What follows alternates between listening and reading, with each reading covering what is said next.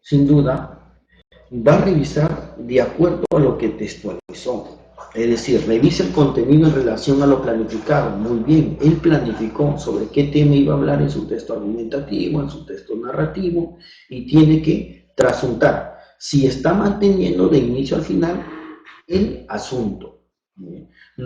Revisa la adecuación de su texto al propósito. El propósito del texto se mantiene, es decir, si es informar, si es narrar.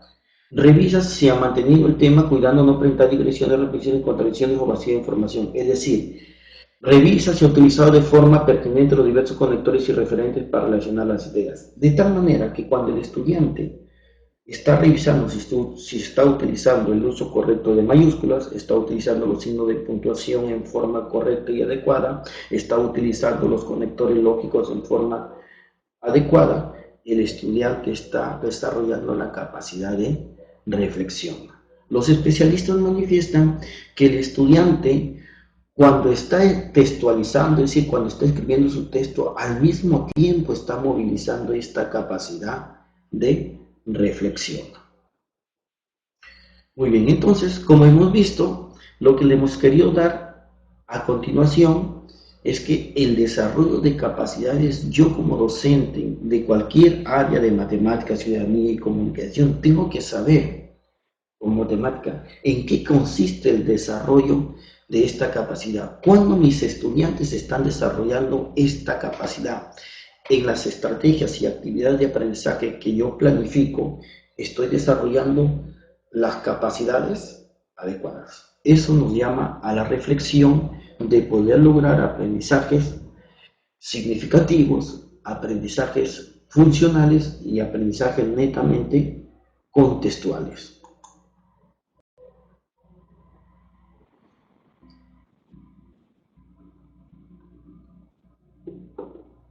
Vamos a entrarnos rápidamente a lo que nos interesa. Lo que fue es una introducción. ¿Por qué he creído conveniente hacer esta introducción?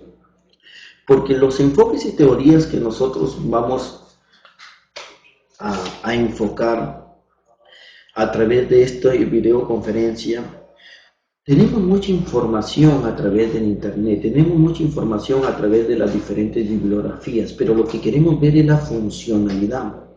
Por eso que de alguna u otra manera las preguntas van a estar reflejadas en casuísticas, es decir, en caso.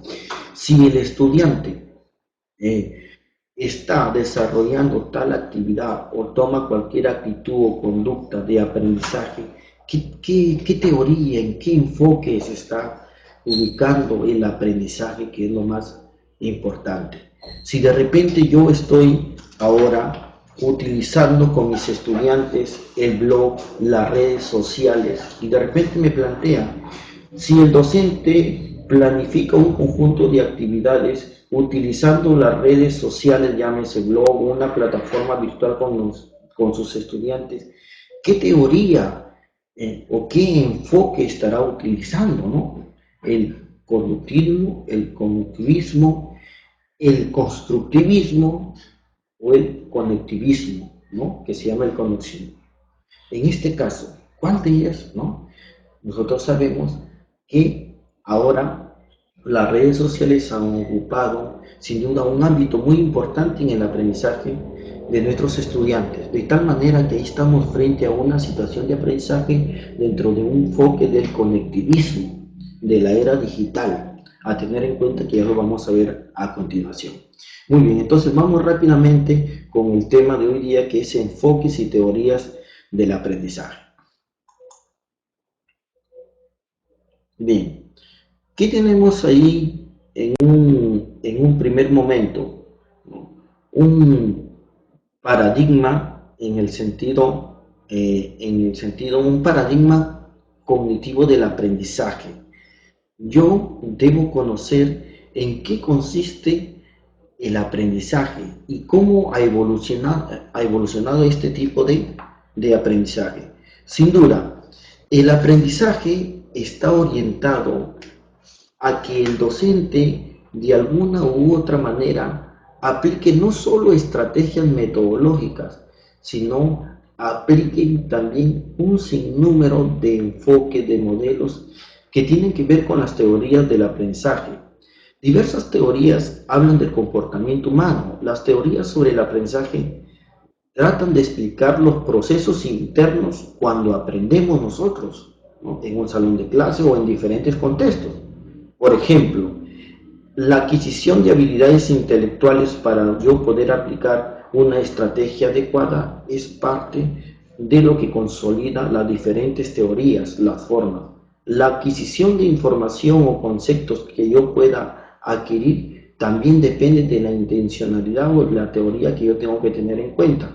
O de repente la movilización de las estrategias cognitivistas, las destrezas motoras o las actitudes se enmarcan dentro de un conjunto de teorías del aprendizaje. Pero vamos a ver rápidamente la evolución del concepto de aprendizaje. La evolución del concepto de aprendizaje está muy ligado especialmente a dos teorías desde el comienzo, que es el enfoque conductista y el enfoque cognitivista. Muy bien, en primer lugar yo tengo que el aprendizaje ha sido direccionalizado por el enfoque conductista. El enfoque conductista lo que plantea y se tiene en cuenta es el contexto en sí. ¿Por qué? Porque el contexto le va a permitir al estudiante interactuar con un sinnúmero de estímulos y a partir de esos estímulos va a dar respuesta. Muy bien, ¿cómo tenemos esto? Que simplemente vamos a leer el esquema porque luego vamos a detallar cada uno de estos aspectos. Un aprendizaje conductista está muy ligado a un aprendizaje por asociación, ¿no? Es un aprendizaje asociativo. ¿Por qué se denomina aprendizaje asociativo? Porque el estudiante, sin duda aquí lo que interesa es el comportamiento o la conducta que tiene en el contexto a través de la asociación estímulo-respuesta. Muy bien, yo le doy un conjunto de preguntas a mi estudiante y voy a ver que él comprenda, pero que de alguna u otra manera él pueda responder. A medida que responda, sin duda va a permitir un mayor aprendizaje, un mayor adiestramiento de la habilidad, de tal manera. Muy bien, esto se presenta a través del condicionamiento clásico, del condicionamiento instrumental y del condicionamiento operante de Skinner. Tienen la misma direccionalidad. ¿Por qué? Porque utilizan el estímulo-respuesta. ¿Para qué? Para modificar la conducta o el comportamiento del ser humano. Pero ya vamos a establecer posteriormente las diferencias que tienen en eso. Entonces, dos elementos de entrada en el aprendizaje conductista. Tener en cuenta el contexto y los estímulos que da el contexto para que el estudiante reproduzca ciertas conductas o ciertos comportamientos. Luego pasamos al aprendizaje cognitivo, ¿no? Que es propio del modelo cognitivista. Aquí juega un papel muy importante la psicología educativa, de tal manera que se comienza a hablar a partir del aspecto cognitivo de la movilización de las capacidades del ser humano, pero no solamente de las capacidades, también ya se adentra de alguna u otra manera a las actitudes y las conductas motoras que tiene el estudiante. De tal manera que podemos hablar aquí de un paradigma cognitivo contextual. ¿Por qué? ¿Por qué contextual? Porque sin duda el contexto va a influir, pero ¿para qué? Para que el estudiante de alguna u otra manera logre aprendizajes netamente significativos. Y si hablamos de aprendizajes significativos, estamos hablando de aprendizajes contextuales, de aprendizajes funcionales. Aquí tenemos la teoría psicogenética, por ejemplo, podemos ubicar aquí a Jean Piaget, ¿no? Donde él plantea que el aprendizaje de los estudiantes está muy ligado ¿a qué? Al desarrollo del ser humano y plantea cuatro etapas muy bien diferenciadas, que es la etapa sensorio-motriz, ¿no? Que es la etapa preoperacional, que es la etapa de la movilización de las operaciones concretas y que es la etapa de las operaciones formales. También tenemos el aprendizaje por descubrimiento, eh, el aprendizaje por descubrimiento de Brunner, que nos orienta que no se trata de descubrir cosas, sino que el estudiante, a partir de sus propias experiencias que tiene en la manipulación de objetos, en la manipulación de ciertas experiencias de aprendizaje, le va a permitir un adiestramiento y dar respuestas, y sin duda se va a perfeccionar este conocimiento. Muy bien, en este aprendizaje por descubrimiento se van a cometer sin duda muchos errores, es decir, el estudiante va a cometer errores, pero a través del ensayo-error va a consolidar algunas pautas para ese aprendizaje. Y tenemos el aspecto sociocultural, de tal manera que ya se adentra, fíjense, el cognitivismo se adentra ya al constructivismo, porque el constructivismo toma mucho del aprendizaje netamente cognitivo, ¿no? De tal manera que los aprendizajes en este sentido, el estudiante no los logra por sí solo, sino que necesita de los diferentes elementos del contexto, llámese sus pares, llámese sus docentes o llámese los diferentes elementos contextuales. En lo sociocultural tiene que ver con aspectos muy importantes, ¿no? Como por ejemplo, el estudiante dimensione sus aprendizajes, pero a partir de las diferentes interacciones que pueda lograr. Un ejemplo claro, por ejemplo, es esta videoconferencia, un aprendizaje netamente sociocultural. Muy bien. Y por acá tenemos también la doble formación que nos plantea de una dimensión interpersonal lógica e intrapersonal lógica que se marca a través de la zona de desarrollo. Estos dos aspectos configuran un enfoque netamente sociocultural del aprendizaje. Y aquí tenemos a uno de los mejores gestores, que es Vygotsky. Sin duda, Vygotsky plantea que el aprendizaje se da, sin duda, teniendo en cuenta todas las interacciones que pueda realizar el ser humano.